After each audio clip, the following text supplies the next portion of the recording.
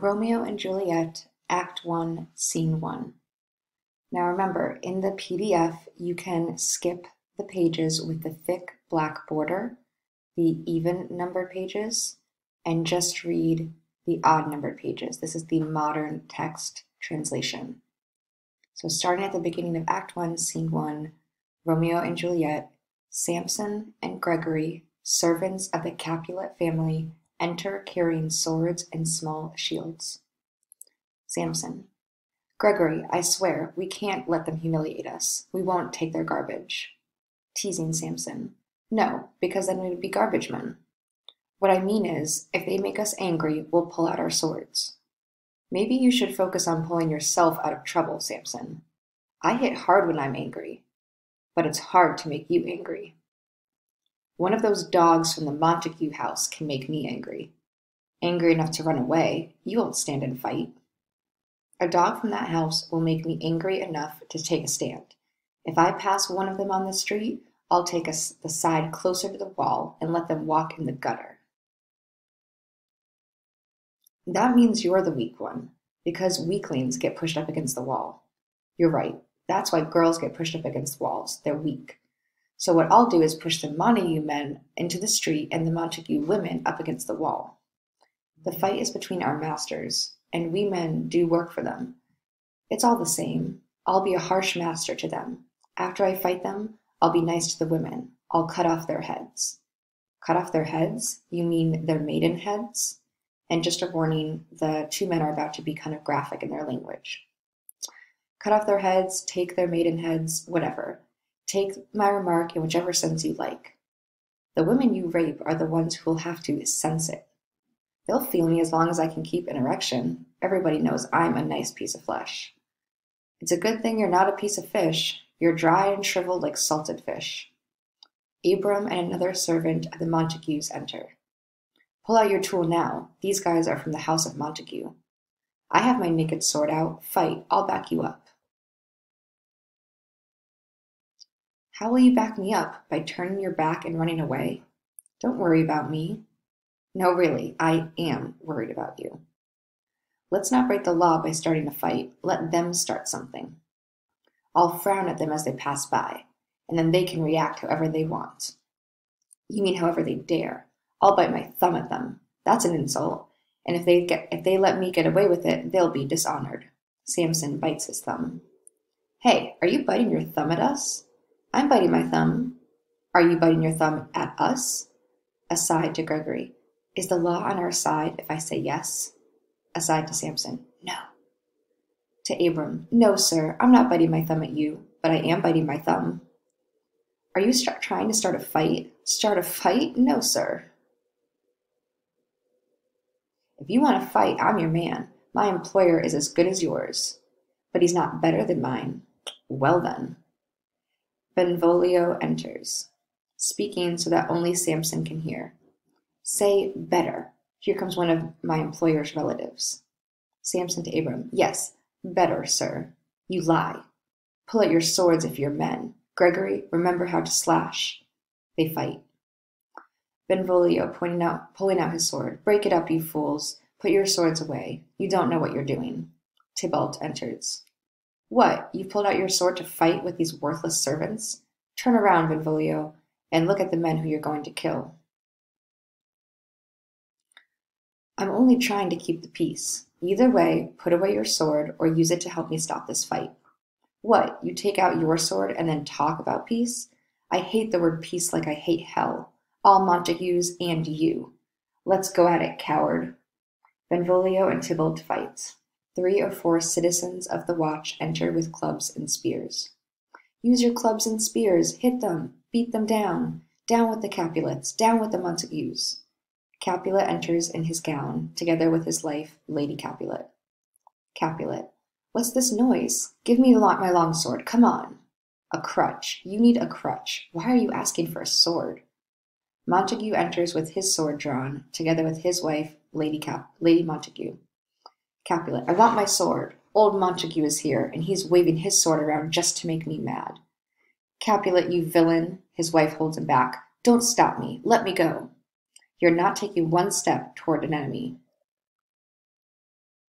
Prince Aeschylus enters with his escort, shouting at the riders, "You rebels, enemies of the peace, men who turn their weapons against their own neighbors. They won't listen to me. You there, you men, you beasts, who satisfy your anger with fountains of each other's blood. I'll have you tortured if you don't put down your swords and listen to your angry prince." Montague, Capulet, and their followers throw down their weapons. 3 times now riots have broken out in this city, all because of a casual word from you, old Capulet and Montague. 3 times the peace has been disturbed in our streets, and Verona's old citizens have had to take off their dress clothes and pick up rusty old spears to part you. If you ever cause a disturbance on our streets again, you'll pay for it with your lives. Everyone else, go away for now. To Capulet. You, Capulet, come with me. To Montague. Montague, this afternoon, come to old Freetown, the court where I deliver judgments, and I'll tell you what else I want from you. As for the rest of you, I'll say this once more. Go away or be put to death. Everyone exits except Montague, Lady Montague, and Benvolio. Montague, who started this old fight up again? Speak, nephew. Were you here when it started? Your servants were fighting your enemy's servants before I got here. I drew my sword to part them. Right then that hothead Tybalt showed up with his sword ready. He taunted me and waved his sword around, making the air hiss. As we were trading blows, more and more people showed up to join the fight, until the prince came and broke everything up. Oh, where's Romeo? Have you seen him today? I'm glad he wasn't here for this fight. Madam, I had a lot on my mind an hour before dawn this morning, so I went for a walk. Underneath the sycamore grove that grows on the west side of the city, I saw your son taking an early morning walk. I headed toward him, but he saw me coming and hid in the woods. I thought he must be feeling the same way I was, wanting to be alone and tired of his own company. I figured he was avoiding me, and I was perfectly happy to leave him alone and keep to myself. He's been there many mornings, crying tears that add drops to the morning dew, and making a cloudy day cloudier with his sighs. But as soon as the sun rises in the east, my sad son comes home to escape the light. He locks himself up alone in his bedroom, shuts his windows to keep out the beautiful daylight, and makes himself an artificial night. This mood of his is going to bring bad news, unless someone smart can fix what's bothering him. My noble uncle, do you know why he acts this way? I don't know, and he won't tell me. Have you done everything you could to make him tell you the reason? I've tried, and many of our friends have tried to make him talk, but he keeps his thoughts to himself. He doesn't want any friend but himself, and though I don't know whether he's a good friend to himself, he certainly keeps his own secrets. He's like a flower bud that won't open itself up to the world because it's been poisoned from within by parasites. If we could only find out why he's sad, we'd be as eager to help him as we were to learn the reason for his sadness. Romeo enters. Look, here he comes. If you don't mind, please step aside. He'll either have to tell me what's wrong or else tell me no over and over. I hope you're lucky enough to hear the true story by sticking around. To his wife. Come, madame, let's go. Montague and Lady Montague exit. Good morning, cousin. Is it that early in the day? It's only just now 9 o'clock. Oh my, time goes by slowly when you're sad. Was that my father who left here in such a hurry? It was. What's making you so sad and your hours so long? I don't have the thing that makes time fly. You're in love? Out. Out of love? I love someone. She doesn't love me. It's sad. Love looks like a nice thing, but it's actually very rough when you experience it. What's sad is that love is supposed to be blind, but it can still make you do whatever it wants. So where should we eat? Scene blood. Oh my, what fight happened here? No, don't tell me. I know all about it. This fight has a lot to do with hatred, but it is more to do with love. Oh, brawling love. Oh, loving hate. Love that comes from nothing. Sad happiness. Serious foolishness. Beautiful things muddled together in an ugly mess. Love is heavy and light, bright and dark, hot and cold, sick and healthy, asleep and awake. It's everything except what it is. This is the love I feel, though no one loves me back. Are you laughing? No, cousin, I'm crying. Good man, why are you crying? I'm crying because of how sad you are. Yes, this is what love does. My sadness sits heavy in my chest, and you want to add your own sadness to mine, so there's even more. I have so much sadness already, and now you're going to make me sadder by feeling sorry for you. Here's what love is: a smoke made out of lovers' sighs. When the smoke clears, love is a fire burning in your lover's eyes. If you frustrate love, you get an ocean made out of lovers' tears. What else is love? It's a wise form of madness. It's a sweet lozenge that you choke on. Goodbye, cousin. Wait, I'll come with you. If you leave me like this, you're doing me wrong. I'm not myself. I'm not here. This isn't Romeo. He's somewhere else. Tell me seriously, who is the one you love? Seriously? You mean I should groan and tell you?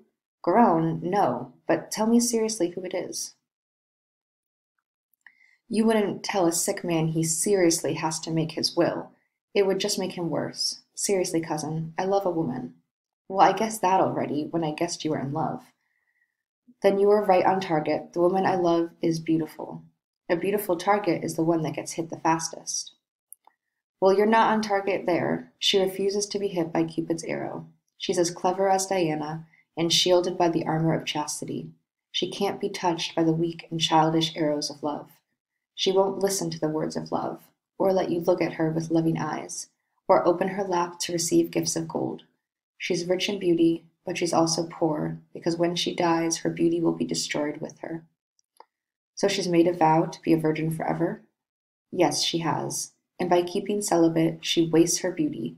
If you starve yourself of sex, you can't ever have children, and so your beauty is lost to future generations. She's too beautiful and too wise to deserve heaven's blessings by making me despair. She's sworn off love, and that promise has left me alive but dead, living only to talk about it now. Take my advice, don't think about her. Teach me to forget to think. Do it by letting your eyes wander freely. Look at other beautiful girls.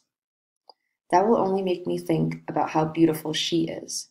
Beautiful women like to wear black masks over their faces. Those black masks only make us think about how beautiful they are underneath. A man who goes blind can't forget the precious eyesight he lost. Show me a really beautiful girl. Her beauty is like a note telling me where I can see something even more beautiful. Goodbye. You can't teach me to forget. I'll show you how to forget, or else I'll die owing you that lesson. They exit. End of Act 1, Scene 1.